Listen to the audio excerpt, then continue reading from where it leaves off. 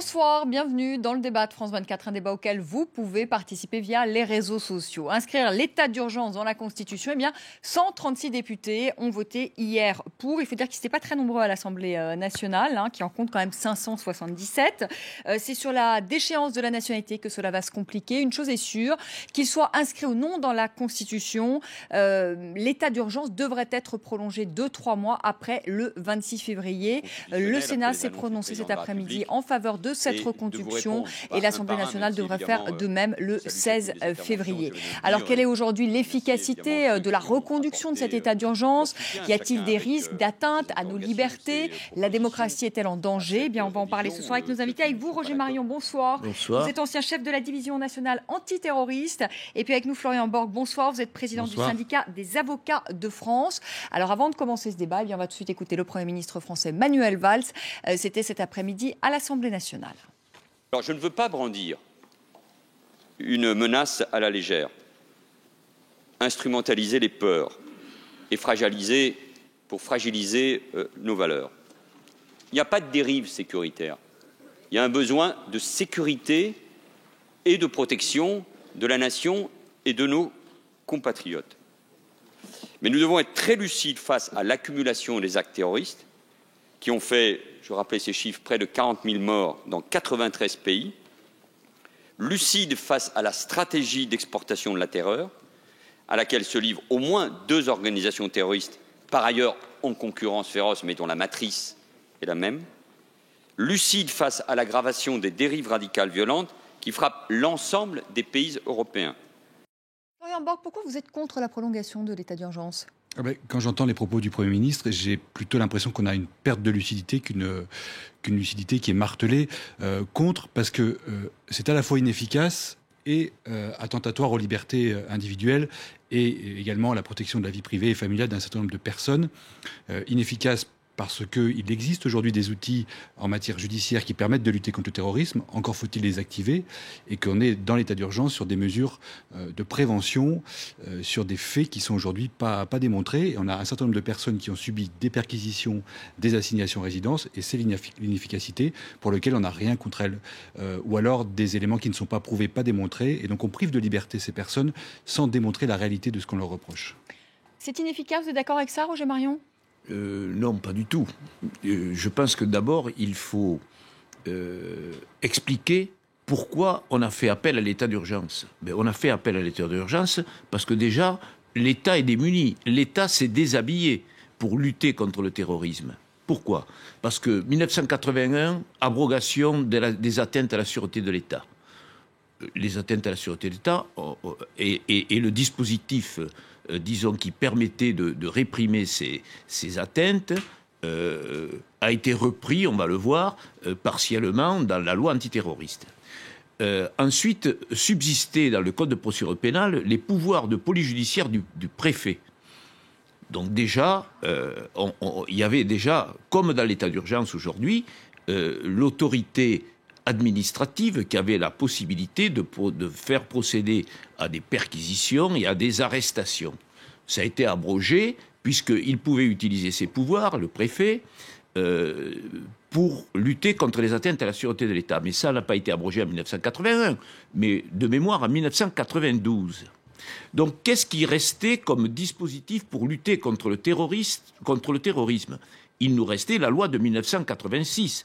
Vous remarquerez que tout ça toutes ces avancées se font au gré des alternances politiques.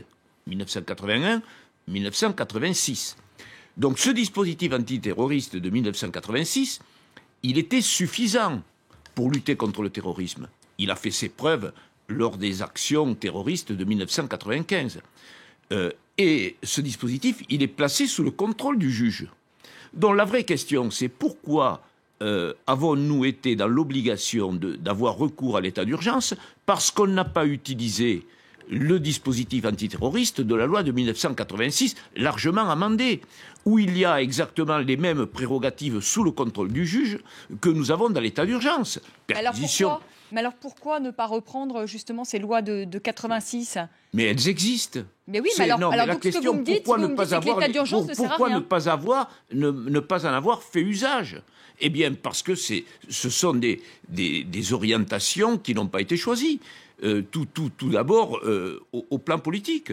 Pourquoi on en a fait usage? Pourquoi on a utilisé l'état d'urgence pour lutter contre les violences urbaines en novembre 2005?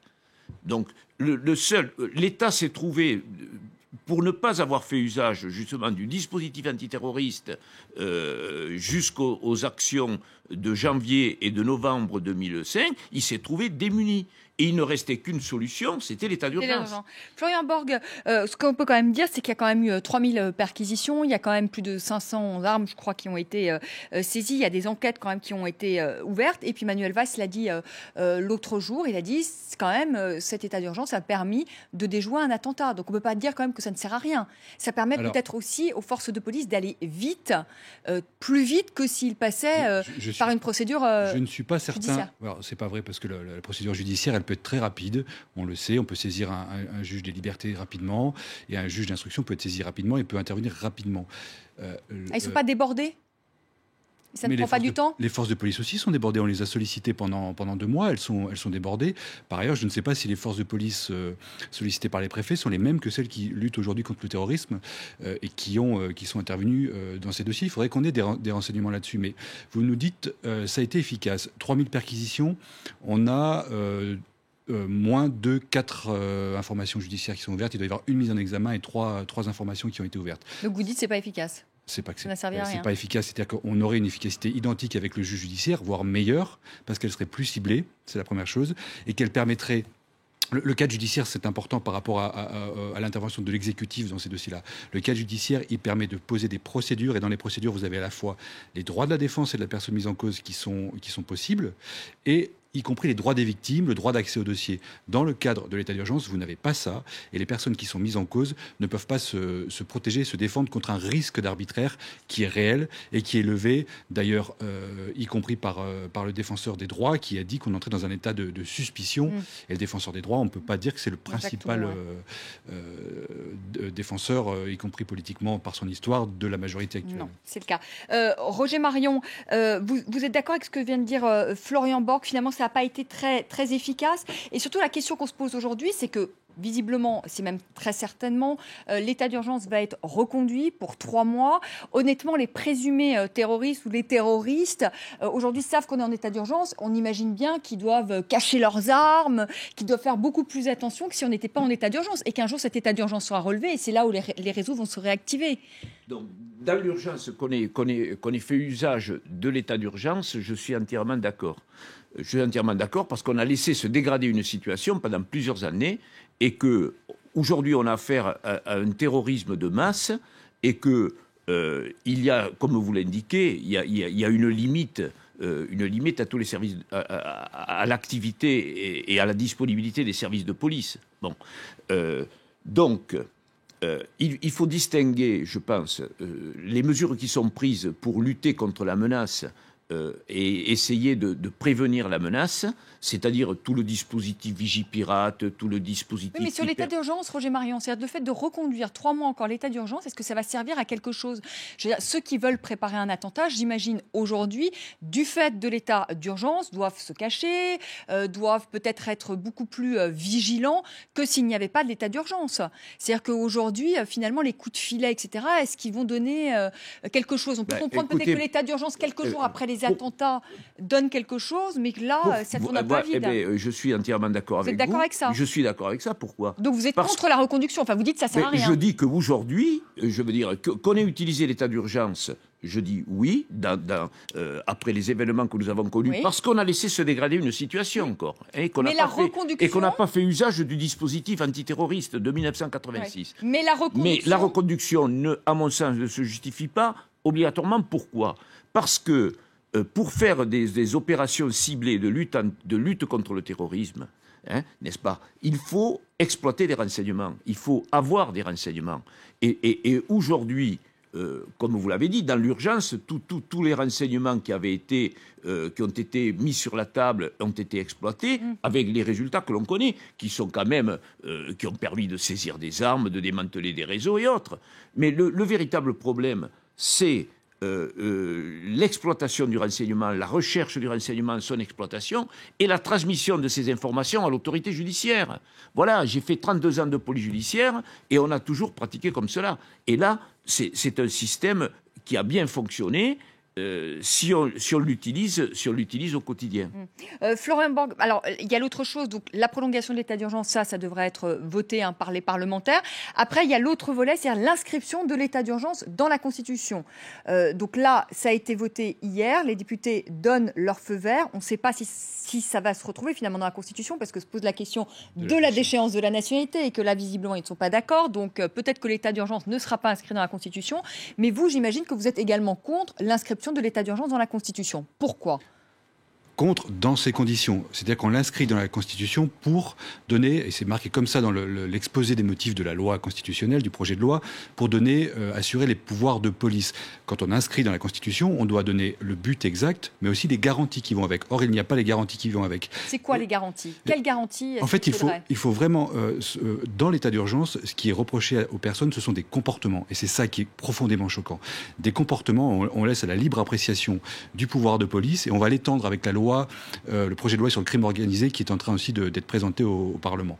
Les comportements, c'est quoi ? On a des assignations résidence aujourd'hui sur quelques contacts Facebook, sur des changements de tenue vestimentaire, sur éventuellement des personnes une personne qui avait acheté plusieurs Corans et qui s'est retrouvée assignée à résidence. Et donc on est en train d'étendre et d'inscrire dans la Constitution, parce qu'on parle bien des pouvoirs de police dans l'exposé des motifs, d'inscrire dans la Constitution le fait qu'on accepte de restreindre la liberté de personnes sur la base de comportements, sans définir les comportements, et c'est extrêmement compliqué, sur la base de preuves qui ne sont jamais amenées devant la justice administrative, parce que c'est la justice administrative qui est en charge du contrôle quand on la saisit, tout en écartant, et c'est ça qui est grave, tout en écartant dans la Constitution le pouvoir judiciaire qui, lui, apporte les garanties, mais vraiment, je le répète, les garanties pour tout le monde et pour toute la société. C'est pas seulement les garanties pour celui qui va trouver un vice de procédure pour faire sortir tel ou tel terroriste. C'est aussi des garanties pour la société de pouvoir avoir les données, les informations, d'en débattre devant un juge et de punir qui doit être puni et de réparer ce qui doit être réparé et de permettre aussi une sortie dans une société démocratique. La justice, c'est important dans la société démocratique et c'est ça qui est en question et qu'en débat aujourd'hui. Roger Marion, justement l'inscription de l'état d'urgence dans la Constitution, est-ce qu'il n'y a pas justement des risques de dérive comme le souligne Florian Borg? On peut imaginer même l'arrivée demain d'un pouvoir autoritaire en France parce que ce qu'il faut dire, c'est qu'à partir du moment où l'état d'urgence est inscrit dans la Constitution, ce ne sont plus les députés qui votent l'état d'urgence, mais seulement l'exécutif, c'est-à-dire le gouvernement en place. Imaginons l'arrivée d'un pouvoir autoritaire qui décide d'envoyer l'armée dans la rue, de faire des perquisitions chez les gens, pas nécessairement pour lutter contre le terrorisme. Est-ce que là, il n'y a pas un risque quand même ? mais bien évidemment. Enfin, je ne vois pas l'intérêt. Oh oui, je suis contre. Bien sûr, je ne vois pas l'intérêt d'aller inscrire l'état d'urgence à la Constitution.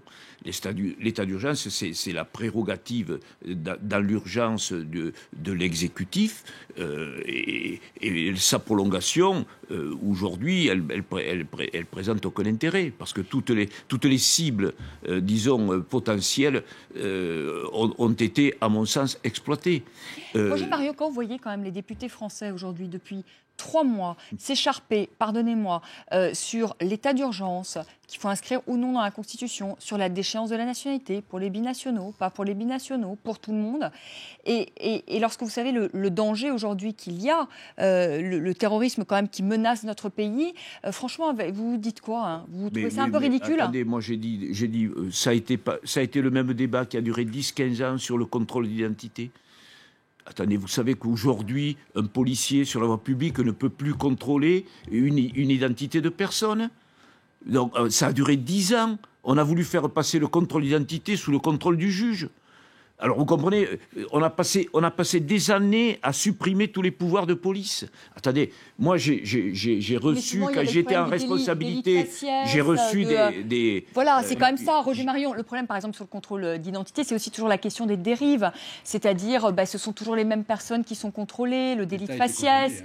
Et l'État a été condamné. Nous avons fait condamner l'État dans des procédures. La Cour d'appel de Paris a condamné l'État pour pour discrimination au faciès sur les contrôles d'identité. Parce que justement, nous n'avons pas les garanties, y compris pour protéger les forces de police. Et c'est la même chose sur le débat sur la légitime défense. Il faut des garanties pour tout le monde, y compris pour les forces de police, pour qu'elles soient dans un cadre qui leur permet d'agir. Parce qu'il y a le risque de la dérive policière aussi. C'est-à-dire que les policiers nous protègent, mais les policiers peuvent aussi demain être notre ennemi finalement. Vous savez, certains, mais comme il y a des mauvais avocats, des mauvais juges, il y a des mauvais policiers. Et donc il faut des garanties. Il faut des garanties. N'oublions pas que notre dispositif antiterroriste de 1986 a été largement combattu et qu'il y a eu un rapport de la Fédération internationale des droits de l'homme qui demandait la suppression du dispositif antiterroriste dans les années 99. Vous comprenez ? Et qui l'attaquait, qui attaquait tout notre dispositif, qui avait fait ses preuves. Donc, vous voyez bien qu'il y a un renversement complet, c'est-à-dire que ce sont ceux qui ont supprimé toutes ces pouvoirs dérogatoires, toutes ces lois dérogatoires au droit commun, et qui aujourd'hui font appel à l'état d'urgence, veulent l'inscrire dans la Constitution et le prolonger. C'est paradoxal. Florian Borg, le mot de la fin. Le mot de la fin, moi je suis inquiet quand même ça sent la fin de régime à la Ve République, parce qu'on a des députés qui ne jouent pas leur rôle correctement, assez peu, on l'a vu, assez peu nombreux au vote hier pour une réforme constitutionnelle, un exécutif qui semble, qui manque de lucidité et on a besoin d'efficacité, et un pouvoir judiciaire qui est écarté. Effectivement, les risques de débordement sont là, sont présents. Il faut que tout le monde se ressaisisse vraiment dans ce débat et qu'on réponde à la menace terroriste, mais qu'on réponde aux besoins de démocratie, qu'on réponde aux besoins de justice. En fait, la difficulté, c'est de trouver justement l'équilibre. Retrouver l'équilibre. On a une France qui dérive, là, avec un pouvoir politique qui perd la main et qui perd pied. Merci beaucoup. Merci à tous les deux. Merci Roger Marion. Merci Florent Borg d'être venu sur le plateau de France 24. Dans un instant, le rappel des titres et puis le second débat de la soirée sur France 24, 19h30, la bataille d'Alep. À tout de suite.